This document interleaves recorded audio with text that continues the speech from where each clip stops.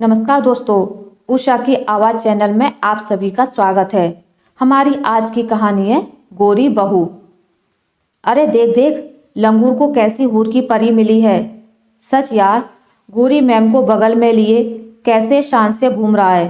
काश इससे पहले कि बोलने वाले की बात पूरी होती, अभिषेक ने पलटकर उन्हें घूरा तो यह सोचकर कि कहीं पिटाई ना हो जाए, वे दोनों वहां से तुरंत खिसक लिए। अभी I believe these people were commenting on us. Catherine के कहने पर अभिषेक बोला, नहीं नहीं, ऐसा कुछ नहीं है। Don't think about it. इस समय दोनों कनॉट प्लेस घूम रहे थे। 1.5 महीने पहले ही उनकी शादी हुई थी। इंडिया आए अभी 1 महीना ही हुआ था। शुरू शुरू में तो अभिषेक को बहुत गुस्सा आता था कि आखिर क्यों लोग कैथरीन को उसके साथ देख कमेंट करते हैं, लेकिन अब यह सुनने की आदत सी हो गई थी। उन दोनों को साथ देखकर देखने वाला कैथरीन को आश्चर्य से जरूर देखता था। अभिषेक को लोगों का इस तरह रिएक्ट करना अजीब नहीं लगता था, क्योंकि उसने अंतर जातीय नहीं बल्कि दूसरे देश की संस्कृति में पली बड़ी कैथरीन से विवाह किया था। वह अमेरिका से थी और एकदम दूध जैसी सफ़ेद, जबकि अभिषेक सांवला था। संस्कृति, भाषा और रंग रूप में इतना अंतर होने के कारण ऐसे कमेंट्स मिलने स्वाभाविक थे। ऐसे रिश्तों को आसानी से नहीं स्वीकारा जाता है। ऐसे विवाह पर लोगों के मन में अनेक सवाल उठते हैं कि आखिर क्यों इस अंग्रेज लड़की ने एक भारतीय से शादी की। देखने में उसके सामने एकदम मामूली लगता है। शायद उसके पैसे के लिए की होगी, या फिर उसी में कोई खामी होगी। हो सकता है तलाकशुदा हो, या लड़के ने उसे फंसा लिया हो। भारत में कहाँ एडजस्ट कर पाएगी। देखना, थोड़े ही दिनों में भाग जाएगी। वहाँ की लड़कियाँ बेहद तेज होती हैं। इंडिया में उसका मन लगने से रहा। अब परिचितों की बात छोड़ दो, घर वालों ने भी उसे अभी तक कहाँ स्वीकारा है। कैथरीन जितनी देर तक घर में होती है, एक मातम सा छाया रहता है, जबकि वह अपनी तरफ से सबके हिसाब से पूरी तरह से ढलने की कोशिश कर रही है। पर अम्मा, बाबूजी और दोनों भाभियां उससे सीधे मुंह तक बात नहीं करती हैं। कैथरीन की टूटी फूटी हिंदी बोलने का मजाक उड़ाती हैं। हालांकि दोनों भाइयों ने कभी उससे गलत तरीके से बात नहीं की, पर वे भी अक्सर कैथरीन को नज़रअंदाजी करने की कोशिश करते हैं। कैथरीन हालांकि साड़ी भी पहनने लगी है और शाकाहारी खाना ही खाती है, फिर भी अम्मा जब तब कहती रहती हैं कि अंग्रेज का क्या भरोसा, कहीं तुझे धोखा ना दे दे। यह सुनकर अभिषेक खून का घूंट पीकर रह जाता। उसमें माँ से कुछ कहने की हिम्मत नहीं। कैथरीन को ठीक से उनकी बातें समझ नहीं आती तो वह उससे पूछती, तब वह हंसकर टाल जाता कि सब कुछ ठीक चल रहा है, घबराओ नहीं, थोड़ा संयम रखो, मुझे यकीन है एक दिन तुम सबका दिल जीत लोगी। अभिषेक कैथरीन से इतना प्यार करता कि उसे उदास होते नहीं देख सकता था। वह भी तो उस पर जान देती थी, उसकी हर बात को ध्यान से सुनकर उस पर अमल करती थी। वह चाहती थी कि घर के सभी लोग उससे बात करें, उसे घर के काम में शामिल करें, लेकिन वे लोग उससे दूरी ही बनाए रखते। कई बार अभिषेक ने कैथरीन से कहा भी कि वे अलग हो जाते हैं, तब वह कहती, मैं नहीं चाहती कि तुम अपने परिवार से दूर रहो। मैं जानती हूँ कि तुम अपने परिवार से बहुत घुले मिले हो। तब अभिषेक का मन होता कि वह अम्मा को बताए कि सुन लो, तुम जिस गोरी बहू से चिढ़ती हो वह क्या सोचती है। दूसरी ओर भाभियां हैं जो दिन रात भाइयों को अलग हो जाने के लिए उकसाती रहती हैं, जब तब बीमारी का बहाना बनाकर अपने कमरों में चली जाती हैं। उधर कैथरीन हर काम खुशी खुशी से करने की कोशिश करती है। वह रेसिपी बुक लाकर नई नई डिशेज बनाती, पर उसे कोई सराहना नहीं मिलती। अम्मा ने तो एक बार भी उसके सिर पर ममता का हाथ नहीं फेरा। बाबूजी बेशक थोड़े नरम पड़े हैं और कैथरीन को हिंदी सिखाने की कोशिश करते हैं, उधर देखो, वह क्या कर रही है, कहकर कैथरीन ने उसका ध्यान भंग किया।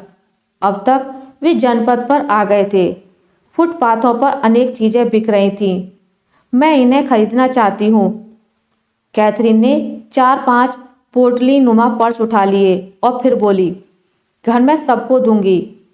वे वापस जाने के लिए जैसे ही कार में बैठने लगे कि तभी एक पुलिस वाले ने उन्हें रोक लिया कि गाड़ी गलत जगह पार्क की है। कैथरीन उससे बात करने लगी। अंग्रेज महिला से बात करते हुए पुलिस वाले की बोलती बंद हो गई। बोला, मैडम कोई बात नहीं, इस बार जाओ, अगली बार ध्यान रखना। कई बार तुम्हारा गोरे होने का मुझे बहुत फायदा मिल जाता है। उस दिन तुम फिल्म के टिकट खरीदने गई तो विंडो बंद होने पर मैनेजर ने तुम्हें टिकट दे दिया। तुम्हारी वजह से भारत में मुझे भी हाई स्टेटस मिल रहा है। I am enjoying this status. Abhishek हंसते हुए बोला, मुझे भरोसा है कि तुम दूसरों की तरह बुरा फील नहीं करते, वरना कुछ हस्बैंड्स को कॉम्प्लेक्स हो जाता है। कैथरीन ने रात को सोते समय अपना डर प्रकट किया तो अभिषेक ने उसे बाहों में भरते हुए कहा, तुम्हें मुझसे ज़्यादा रिस्पेक्ट मिल रही है तो अच्छी बात है। आज ही देखो, फाइन लगते लगते बच गया। चाहे रेस्टोरेंट हो या कोई मॉल, तुम्हारी वजह से हमें स्पेशल अटेंशन मिलती है। गोरे लोगों को आज भी हिंदुस्तान में मान दिया जाता है। देखा नहीं, उस दिन कितने अदब से होटल का मैनेजर तुम्हें ग्रीट कर रहा था, मानो तुम्हारे आने से उसके होटल की रौनक बढ़ गई हो। तुम्हारा मतलब कि मेरी वजह से तुम्हारे कई काम बन जाते हैं, स्पेशल अटेंशन मिलती है? कैथरीन ने हैरानी से पूछा। उसे इस बात की खुशी थी कि उसकी वजह से उसके पति को देश में ज़्यादा सम्मान मिल रहा है। उस दिन भी तो ऐसा ही हुआ था।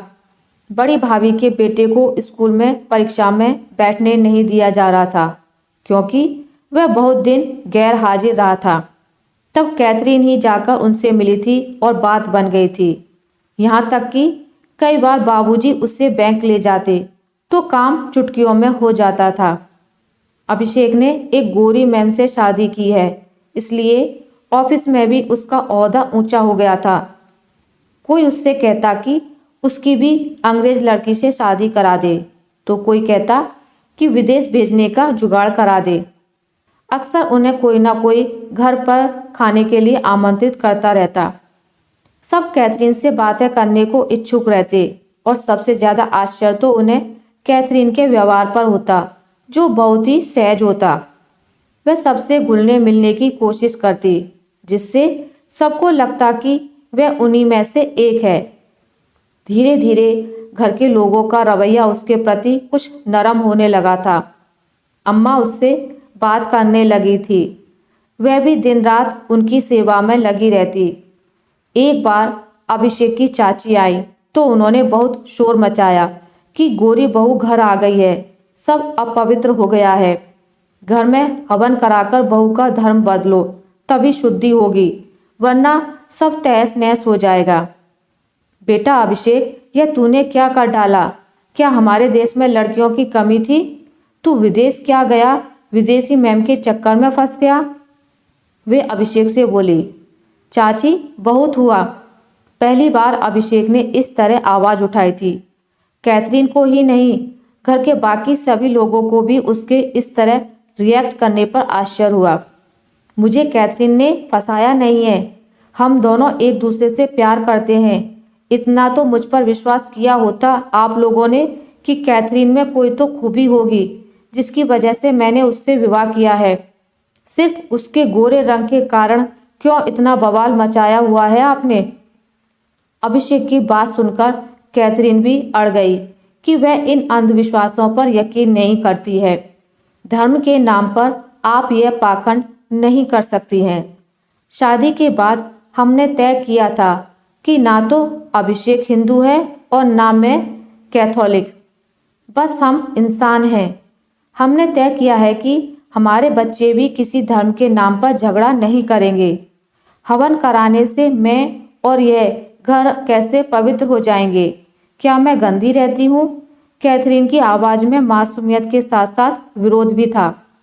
तभी पैसा कमाने के लालच में वहां पहुंचे पंडित रामशंकर यह सुनकर भड़क उठे। राम राम, इस कलयुग में धर्म कैसे बचेगा? मांस मछली खाने वाले लोगों को घर में रखा जा रहा है और उस पर हवन पूजा कराने से भी इनकार किया जा रहा है।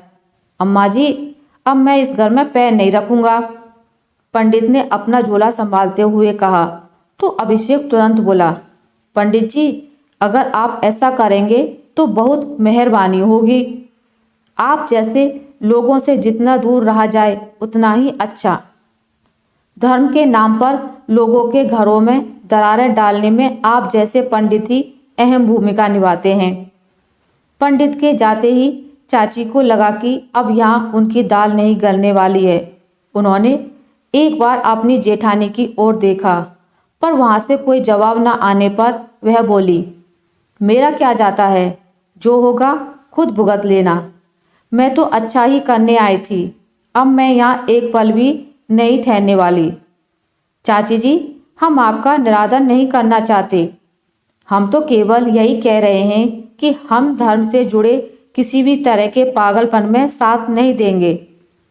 हम लोग इस समाज में ऐसे नागरिक बनना चाहते हैं जो पूरे सोच विचार के साथ निर्णय लेते हैं और जाति या धर्म के आधार पर किसी तरह का भेदभाव नहीं करना चाहते। कैथरीन ने उन्हें समझाना चाहा, पर वे बिना कुछ कहे चली गईं। परिवार में तनाव ना हो, इस वजह से कैथरीन विवाद से दूर ही रहना चाहती थी, पर धर्म के नाम पर होने वाले पाखंडों का विरोध किए बिना ना रह सकी। अम्मा ने कुछ कहा तो नहीं, पर वे वहां से अपने कमरे में चली गईं। बाबूजी ने अवश्य उसकी ओर प्रशंसा से देखा था। भाभीियों ने मुंह बनाया, अब तो इसी की चलेगी घर में, हमें नए तौर तरीके सीखने पड़ेंगे। मगर भाइयों ने उन्हें डांट दिया। क्या गलत किया कैथरीन ने? बड़े भैया तो तभी कैथरीन के कायल हो गए थे जब उसने उनके बिजनेस में उन्हें सही राय दी थी और अमेरिका में भी उनके बिजनेस का रास्ता खोल दिया था। उस दिन कैथरीन सुबह से देख रही थी कि अम्मा कुछ कमजोरी महसूस कर रही हैं। पिछले दिनों उन्होंने मठरियाँ, पापड़ और ना जाने क्या क्या चीज़ें बना डाली थी, जिससे वे थक गई थी। जोड़ों का दर्द सर्दियों में वैसे भी ज़्यादा परेशान करता है, ऊपर से डायबिटीज़ की मरीज भी थीं। कैथरीन ने उन्हें बिस्तर पर जाकर लिटा दिया, फिर खुद उनके लिए सूप बनाया। फिर डॉक्टर को दिखाने ले गईं तो पता चला कि कोलेस्ट्रॉल बढ़ गया है। उसके बाद तो माँ का पूरा ख्याल रखने लगी। भाभिया कहती कि चमचागिरी कर रही है, पर वह कहाँ परवाह करने वाली थी। एक दिन बीपी बढ़ जाने से अम्मा चक्कर खाकर गिर गईं, तो बड़ी भाभी देवरानी से बोली, लो बढ़ गया काम, मैं तो सोच रही थी कि कुछ दिनों के लिए मायके हो आऊं, पर अब सब चौपट हो गया। अम्मा को भी अभी बीमार पड़ना था, अब करो इनकी सेवा टहल। छोटी भाभी भी मुंह बनाते हुए बोली, सच, इतने दिनों से ये बाहर घूमने जाने का प्रोग्राम बना रहे थे, अब तो लगता है टिकट वापस करने पड़ेंगे। मगर उन्हें क्या पता था कि कैथरीन ही नहीं, अम्मा ने भी उनकी बातें सुन ली हैं। अम्मा को डॉक्टर ने पूरा आराम करने की हिदायत दी थी, क्योंकि उन्हें हल्का सा हार्ट अटैक भी आ चुका था। भाभीियों ने घर में अम्मा के लिए नर्स रखने की सलाह दी, तो कैथरीन अड़ गई। नर्स रखने की क्या ज़रूरत है, मैं हूं ना, और इतना परेशान होने की ज़रूरत नहीं, वे जल्दी ठीक हो जाएंगी। उसके बाद कैथरीन ने अम्मा की सारी जिम्मेदारी अपने ऊपर ले ली। डॉक्टर से खुद बात करती, चेकअप कराने उन्हें खुद अस्पताल ले जाती, उनकी बीमारी से संबंधित जानकारी इंटरनेट से हासिल कर उस पर अमल करती, उनकी डाइट से लेकर उनके नहाने और दवा समय पर देने का ख्याल रखती। दोनों भाभीियों ने तो जैसे राहत की सांस ली थी। बड़ी भाभी तो इस बीच मायके भी रह आई थी। अम्मा सब देखती पर कहती कुछ नहीं। इसी कैथरीन का कितना अपमान किया था उन्होंने। मन ही मन वे उसे ढेरों आशीष दे डालती। अम्मा, कैथरीन की सेवा से ठीक होने लगी थी, पर अचानक एक रात उन्हें फिर दिल का दौरा पड़ा और उनकी मृत्यु हो गई। कैथरीन अवाक रह गई। उसे लगा कि उसी की सेवा में कुछ कमी रह गई होगी, पर अभिषेक और बाबूजी ने उसे संभाला। खबर सुनते ही चाची दौड़ी आई और सलाह दी कि गोदान कराया जाए और पूरे कर्म कांड के साथ दाह संस्कार किया जाए। फिर धीमे स्वर में बड़ी बहू से बोली, यह सब इस गोरी बहू के घर में पैर पड़ने का नतीजा है, वरना क्या अभी दीदी की जाने की उम्र थी? अभी भी झाड़ फूक करा लो और घर में गंगा जल छिड़को। कैथरीन यह कतई नहीं चाहती थी, लेकिन चाचा पंडित को घर ले आए थे। गोदान कराने पर भी वे जोर दे रहे थे ताकि अम्मा की आत्मा को शांति मिल सके। इस बात पर अभिषेक और कैथरीन के साथ उनका बहुत झगड़ा हुआ। बाबूजी एकदम शांत थे। कैथरीन ने किस तरह अभिषेक की मां की सेवा की थी, उन्होंने खुद अपनी आंखों से देखा था। जमा भीड़ अपनी अपनी राय दे रही थी और कैथरीन अम्मा के शव के सामने बैठी रो रही थी। इस समय भी ऐसा झगड़ा उसे दुखी कर रहा था। तभी अम्मा की बहन हाथ में एक कागज लिए दौड़ी दौड़ी आई, बोली, देखो मुझे दीदी की अलमारी से क्या मिला। दीदी को शायद अपनी मौत का एहसास हो गया था। करीब 10 दिन पहले लिखा था उन्होंने शायद यह कागज। लिखा है कि मेरे मरने के बाद कैथरीन जैसा कहे वैसा ही करना। मैंने उसे गलत समझा, यह मेरी भूल थी। सच में वह मेरी बाकी दोनों बहुओं से अधिक समझदार है। जितना प्यार और सम्मान उसने मुझे इन कुछ महीनों में दिया, वह मेरी दोनों बहुओं ने 10 साल में भी नहीं दिया। उन्होंने हमेशा एक बोझ समझ मेरा काम किया, पर कैथरीन ने दिल से मेरी सेवा की। उसकी तर्क संगत बातें कड़वी बेशक लगें, पर वह जो भी कहती है वह सही होता है। इसलिए वह जिस तरह से मेरा दाह संस्कार करना चाहे उसे करने दिया जाए। मेरी गोरी बहू को मेरा ढेरों आशीर्वाद। कैथरीन ने आगे बढ़कर वह कागज अपने हाथों में ले लिया और बेतहाशा उसे चूमने लगी, मानो अम्मा के हाथों को चूम रही हो। उसके आंसू लगातार अम्मा के शव को भिगो रहे थे। आशा करती हूँ आपको मेरी आज की कहानी अच्छी लगी होगी। अगर आपको मेरी ये कहानी अच्छी लगी है तो इसे लाइक करें, ज़्यादा से ज़्यादा शेयर करें, और अगर आप मेरे चैनल पर नए हैं तो इसे सब्सक्राइब करना ना भूलें। मिलते हैं एक नई कहानी के साथ, तब तक के लिए नमस्कार।